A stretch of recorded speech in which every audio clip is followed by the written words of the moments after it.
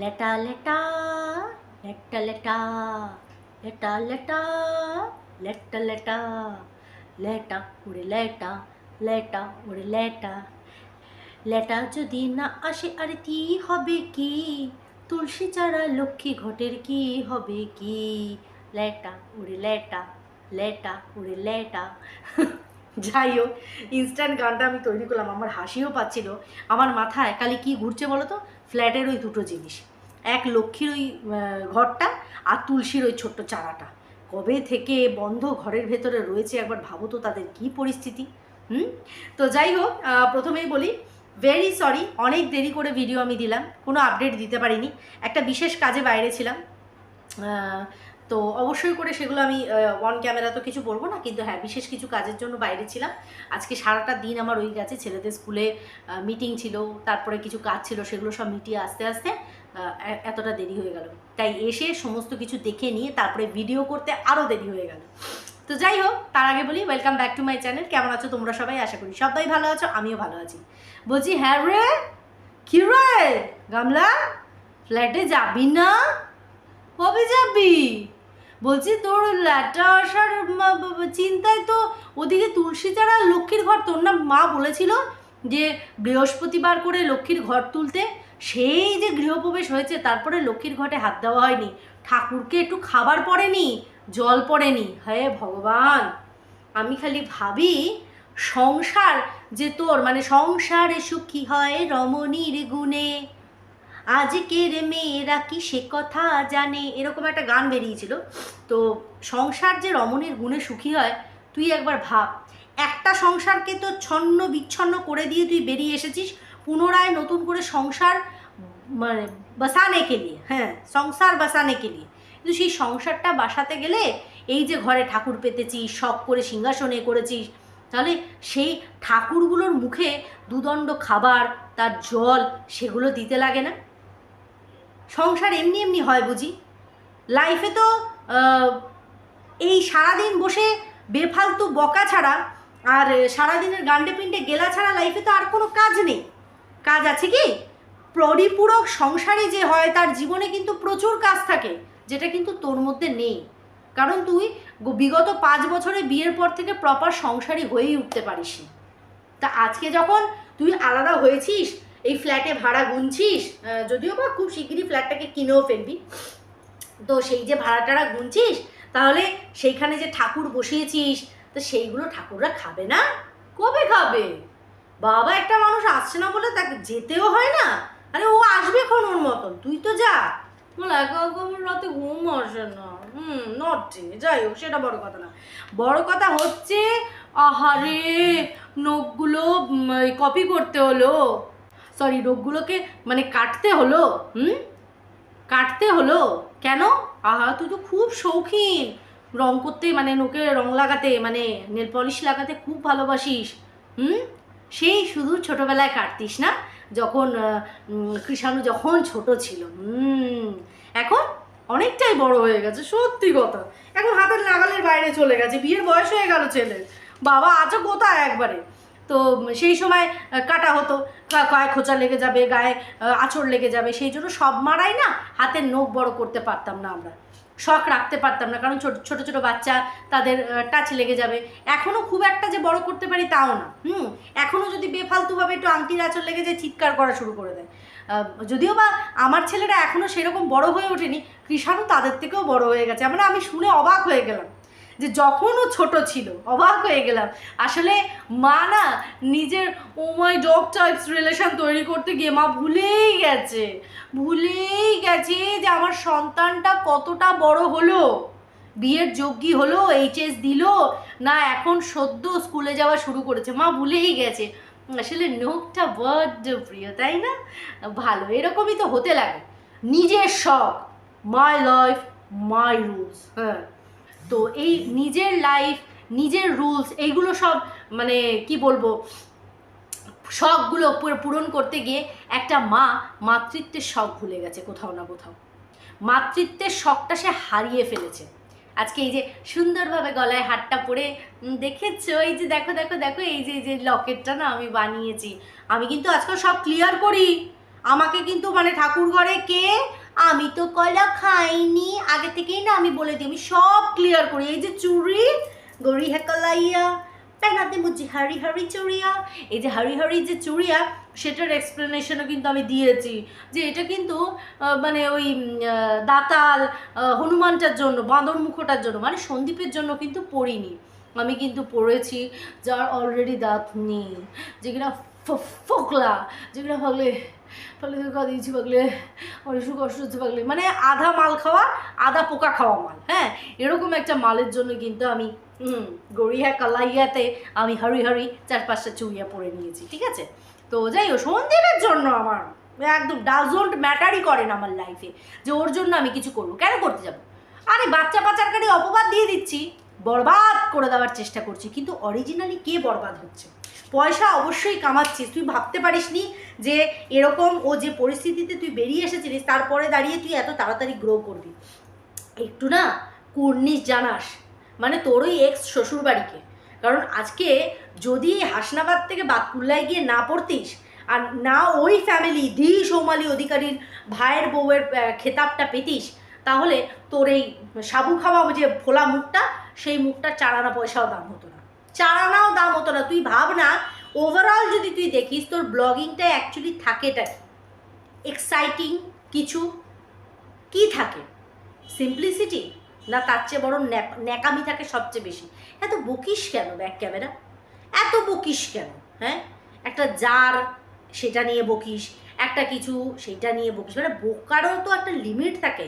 এদেরকে কি বলে বলতো? বাচাল বলে, বাচাল বলে। যারা অতিরিক্ত বকবক করে তাদের বাচাল বলে। আর এই অতিরিক্ত বকবকানির স্বভাবটা ছিল বলেই ল্যাটার সাথে কিন্তু কথোপকথনে জড়িয়ে গেছিলিস খুব শিগগিরই, খুব শিগগিরই, খুব শিগগিরই জড়িয়ে গিয়ে ইন্টু পিন্টু পাপা লিন্টু করে হুকটা খুলে ফেলেছিলিস, তাই না? বাবা পারিস না, আমি পুরোনো রেকর্ডটা সেই সময় শুনছিলাম, কি সুন্দর বলছিলিস আমি তোর সাথে থাকবো আর ওর সাথে কথা বলবো। বাবা মগের মূল দিতে হয় 2 ঘা একবারে, যাই না? সেটা বড় কথা না, আমরা রাগ করে কি হবে? আজকে সন্দীপের মুখে শুনলাম বরবাদ করে দেওয়ার চেষ্টা হচ্ছে। আজকে অনেকেই বলে সন্দীপ কেন প্রত্যেক দিন নিজের চ্যানেলে গামলাকে নিয়ে দুটো কথা বলে, কেন মন কি বাত বলতে বসবে, কারণ অনেক হ্যারাসমেন্টের শিকার হতে হচ্ছে, বেওয়াজা হতে হচ্ছে, কোনো দরকার নেই, কোনো দরকার নেই, কিন্তু হতে হচ্ছে, হ্যারাসমেন্ট হওয়ানো হচ্ছে যাতে হ্যারাসমেন্ট হয়। তলায় তলায় অনেক কিছু গেম প্ল্যানিং চলছে, অনেক কিছু করানো হচ্ছে। এবার কে করছে কার আন্ডারে? কালকে ওই আমাদের হাবলি ম্যাডামের একটা লাইভ দেখলাম, সেই লাইভে উনি বললেন আমাদের সোকল সেবক দাদার কথা কিছু বললেন। তো সেবক দাদার অবশ্যই সেবক দাদার আন্ডারেই গামলা রয়েছে। আমি আগেও বলেছি, পুনরায় বলছি যে দাদা দেখুন, লাইফে টাকা পয়সা অবশ্যই দরকার, কিন্তু অ্যাজ এ ফাদার আপনি আরেকটা বাবার চিন্তা করছেন না, এটাই খুব খারাপ লাগছে ভেবে, এটাই খুব খারাপ লাগছে। আপনি মায়ের কাছে সন্তানকে দিতে চাইছেন, অবশ্যই করে মা সন্তানের ভালোবাসার যোগ্য বা সন্তানের ভালোবাসা পাওয়ারে। আজকেও বলতে বসেছে যে তোমরা বলতে গিয়ে বলো না, কিন্তু আমি কিন্তু এটা আবার বলো না যে ছেলের জন্য শুধু রূপোর আংটি কিনলে নিজের জন্য একটার পর একটা সোনার জিনিস বানিয়ে যাচ্ছে, একটার পর একটা সোনার জিনিস বানিয়ে যাচ্ছে। আরে এটা তো বলবে, হোয়াইট ইজ দ্য রুলস। তুমি যে দোষটা করবে সেটার জন্য তোমাকে কুড়ে কুড়ে খাওয়া হবে। ম্যান্ডিকে খাওয়া হচ্ছে দেখতে পাচ্ছ না?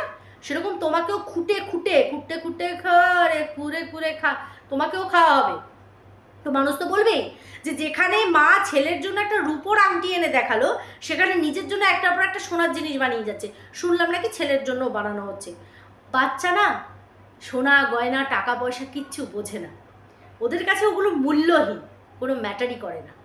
ওদের কাছে ম্যাটার করে স্নেহ, ওদের কাছে ম্যাটার করে ভালোবাসা, ওদের কাছে ম্যাটার করে মায়ের নরম কোলের আলিঙ্গন, যেটা কৃষাণু পায়নি, যেটা ওর মানে কাছ থেকে বিগত 1টা বছর হতে চললো কাজ ছাড়া হয়ে গেছে।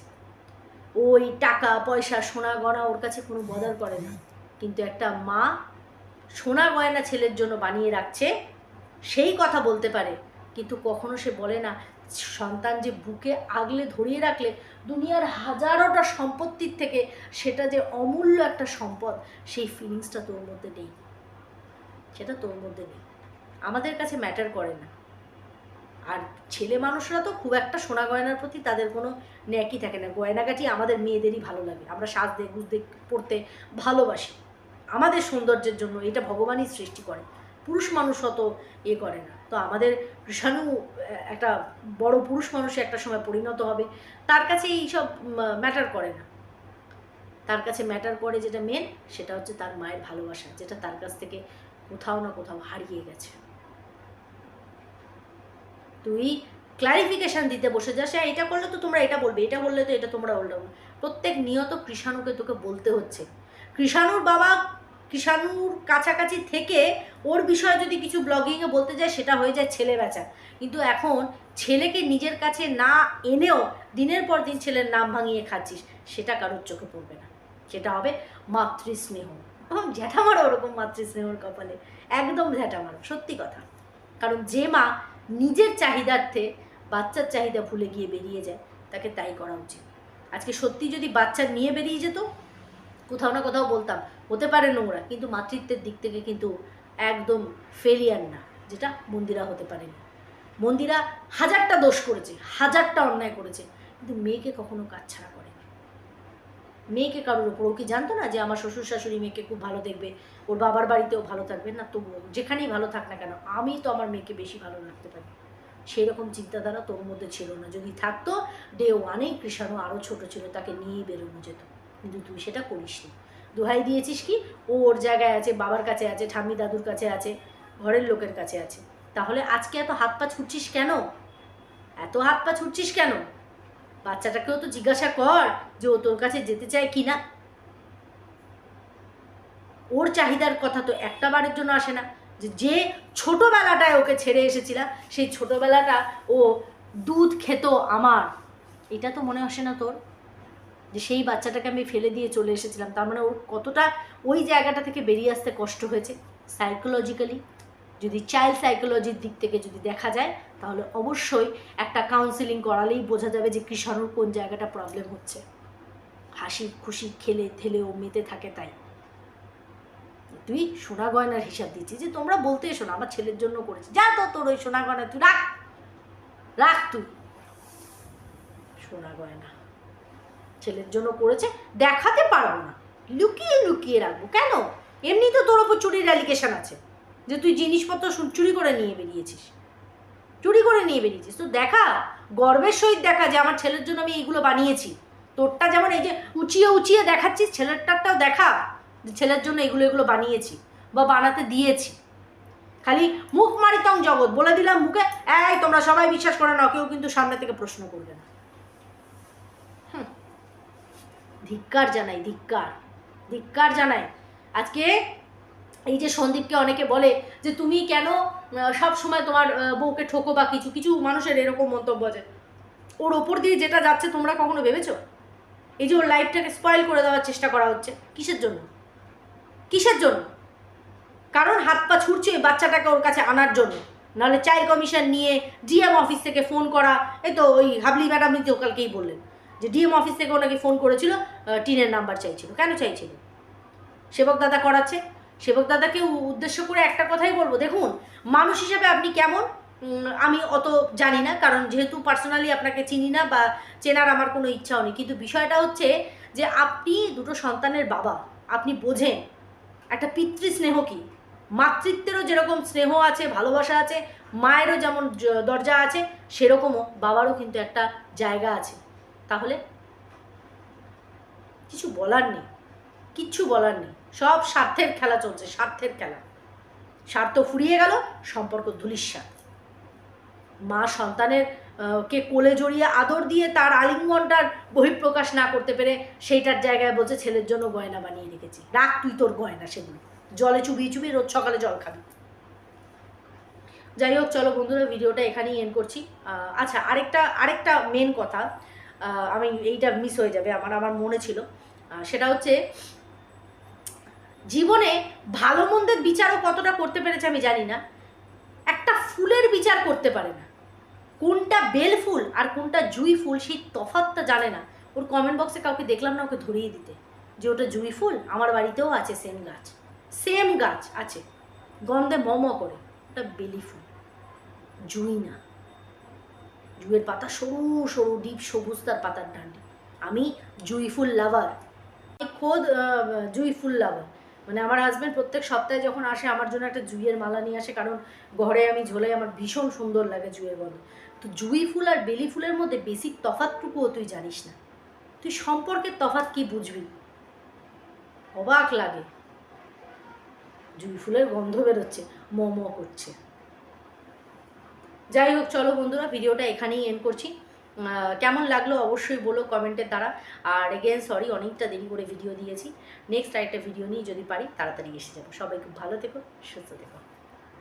একটা কথা সম্পূর্ণভাবে আমি ভুলে গেছিলাম, যার জন্য এই কথাটা আমাকে এখানে অ্যাটাচ করতেই হলো, যে থাম্বনেলে আমি এত বড় বড় করে দিয়েছি আর ওই কথাটা আমি ভুলে গেলাম কি করে, ডিস্ট্র্যাক্ট হয়ে গেছিলাম। তো সেটা হচ্ছে, যে মেয়েটা কিনা এটা বলে বাড়ি থেকে বেরিয়েছে যে আমি ডোমেস্টিক ভায়োলেন্সের শিকার, আমার হাজব্যান্ড আমার ওপর অত্যাচার করেছে, আমার শ্বশুরবাড়ির লোকরা আমার ওপর অত্যাচার করেছে, যার জন্য 498A কেস ওদের ওপর দেওয়া হয়েছে, সেই মেয়েটা আজকে বলছে যখন ঘুরতে যেতাম আমি না হাতে ফলস নোক লাগিয়ে যেতাম। মনের মধ্যে কতটা শান্তি, কতটা ফুর্তি হলে যে একটা মেয়ে এত অত্যাচারিতা, ডোমেস্টিক ভায়োলেন্সের শিকার, তারপরেও হাতে মানে ফেক নেল লাগিয়ে সেটার ওপর আর্ট করে সে ঘুরতে যেতে ভুলে।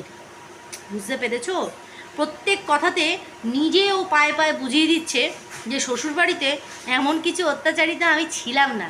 ব্যাপারটা হয়েছে মাঝখান দিয়ে ল্যাটাটা ঢুকে গিয়ে না আমাকে একদম দিয়েছে, আমার মতি গতি, মানে ল্যাটা মাছ চারিদিকে ঘুরে গেছে। এই এত ল্যাটা ল্যাটা হচ্ছে, বিশ্বাস করো লোকে ল্যাটা মাছ খাওয়া বন্ধ করে দেবে, তাই না জন্য? খাওয়া একদম বন্ধ করে দেবে। যাই